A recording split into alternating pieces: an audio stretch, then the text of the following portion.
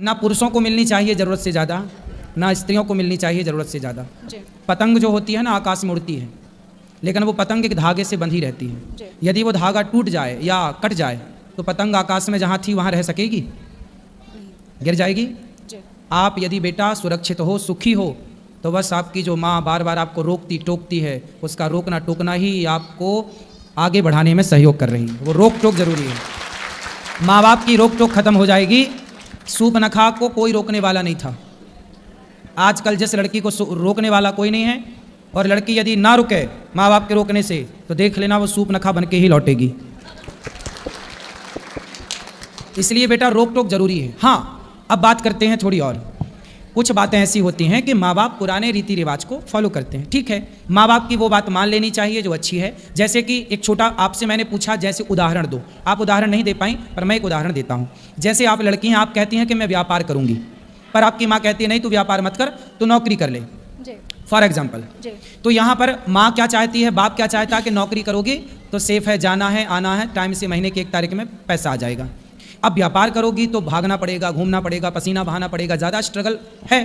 तो माँ बाप क्या चाहते हैं अपने बच्चों को मेरा बेटा नौकरी करे, लेकिन जब बच्चा कहता कि नहीं मैं नौकरी नहीं करूँगा, मैं बिजनेस करूँगा, तो माँ बाप बिजनेस की परिभाषा नहीं समझ पाते, वो नौकरी की परिभाषा जल्दी से जान जाते हैं। तो माँ बाप यहाँ पर इस बात के लिए गलत हो जाते हैं कि वो बच्चों को नौकरी करने के लिए पीछे पड़ जाते हैं, जबकि नौकरी नौकर है, बिजनेस मालिक है। जो बिजनेस करता है वो बड़ा होता है, जो नौकरी करता है वो छोटा होता है। तो आप यदि बिजनेस करना चाहती हैं और आपकी माँ यदि आपको नौकरी के लिए प्रेरित कर रही है, तो आपकी माँ तब गलत है, उस समय आप सही है। लेकिन आपकी पुरानी परम माँ कह रही है बेटा वहाँ मत जाओ, बेटा ये मत खाओ, इसका मतलब माँ सही है, आप वहाँ मत जाओ, वहाँ मत जाओ, इसलिए क्योंकि माँ जानती है कि लड़की वहाँ जाती है तो कैसी बन के आती है, क्योंकि उसे अनुभव है। आजकल लड़कियाँ, आप तो लड़की हुआ बताओ, आजकल लड़कियाँ पढ़ने जाती हैं, पढ़ाई बुराई नहीं है, देश के बाहर भी जाती हैं और भारत के भी कोने कोने में जाती हैं, पर ये बताओ जी, आजकल लड़कियां अपने माँ बाप को धोखा दे रही हैं कि नहीं? आपसे सवाल। बिल्कुल, मैंने तो देखा है अपने आसपास। देखा दे रही हैं? देखा है गुरुजी। तो आपके माँ बाप भी तो ये सब देख रहे होंगे, तो उन्हें भी तो ये डर है कि मेरी बेटी मुझे धोखा ना देने लग जाए। मैंने आज़ादी और स्वतंत्रता की बात इसलिए नहीं की कि मुझे रोक टोक से दिक्कत है, मैंने एक वैचारिक वाली बात की। माइक पास में। मतलब मैंने रोक टोक से मेरा कोई विरोध नहीं है कि रोक टोक कर रहे हैं, वहाँ ना जाओ, ये ना जाओ, मतलब मैंने स्वतंत्रता के खिलाफ नहीं वो किया।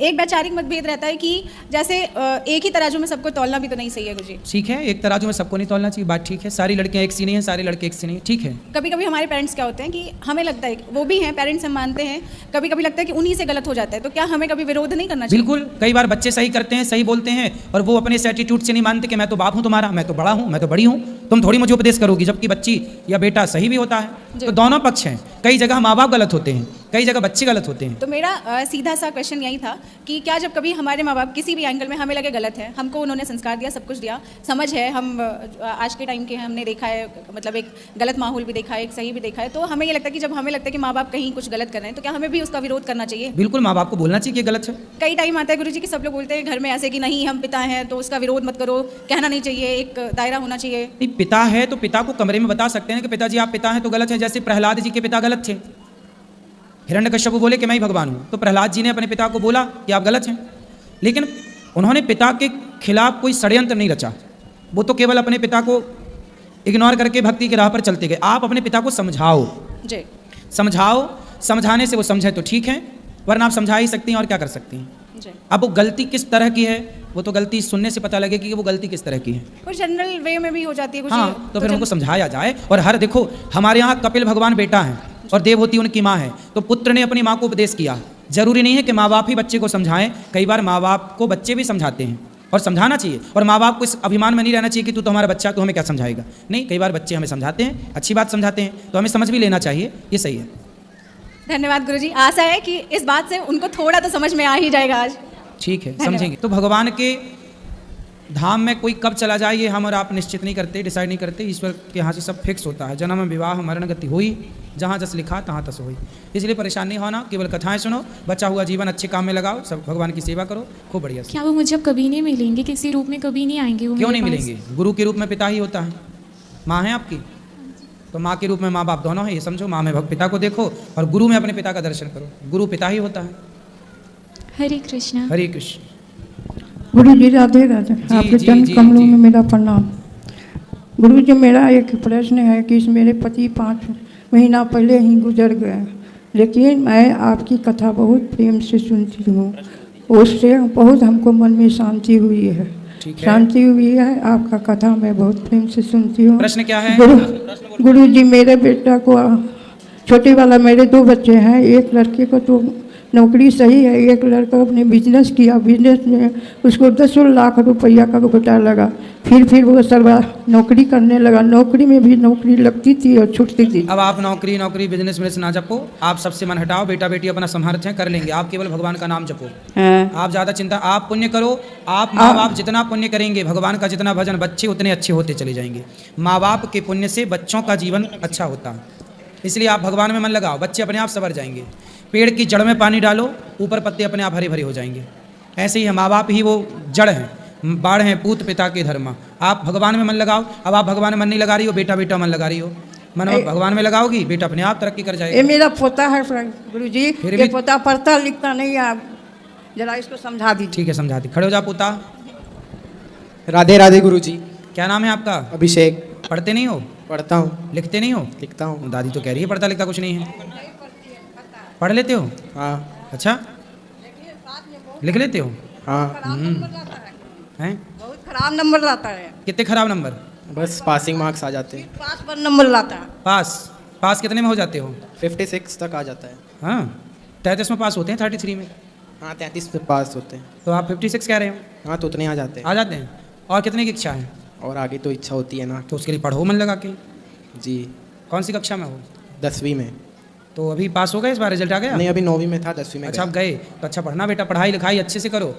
मोबाइल तो नहीं चलाते? चलाते हैं। अब मोबाइल कम चलाना, पढ़ाई करो। पढ़ाई करोगे तो अच्छा कर पाओगे। इसको आशीर्वाद दे दीजिए गुरु जी, आशीर्वाद दे- आशीर्वाद तो है, पढ़ाई करनी ही पड़ती है ना बेटा। चलो अच्छा,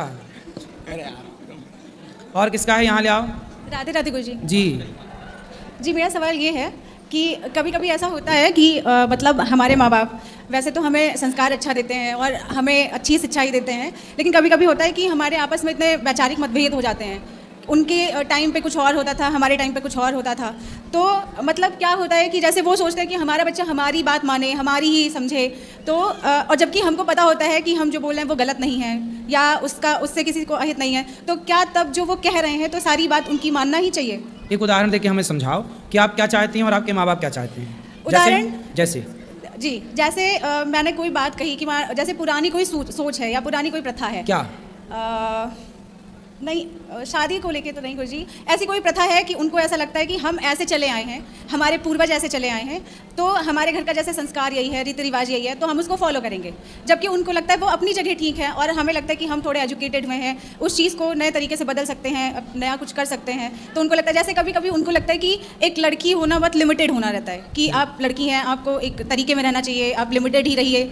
और हमें लगता है कि नहीं, हम एक लड़की हैं तो हम कर सकते हैं, क्यों नहीं कर सकते हैं, हर चीज़ें कर सकते हैं। तो उनकी ये सोच रही है कि मतलब हम जो है लड़कियों को इतने ही दायरे में रखेंगे, इतना ही ऐसे ही चलेगा जैसा चलेगा। आपको कितने दायरे में जाना है और कितने आगे? दायरे इन द सेंस गुरुजी की जैसे लगता है कि उनको लगता है कि बहुत ज़्यादा मतलब बाहर छूट नहीं देनी चाहिए, और एक रहता है कि एक प्राइवेसी मेंटेन होनी तो चाहिए। ज़्यादा छूट, आप छूट चाहती हैं? छूट नहीं चाहते गुरुजी, जैसे लगता है कि कभी कभी हमारे घर में हो जाता है कि अगर हमको बाहर स्टडी के लिए जाना है तो हमारे घर में ये रहा कि नहीं, आप लड़की हैं तो आपको रहना चाहिए, नहीं बाहर जाना चाहिए, ये सारी चीज़। तो फिर आप स्टडी करने बाहर नहीं जाती?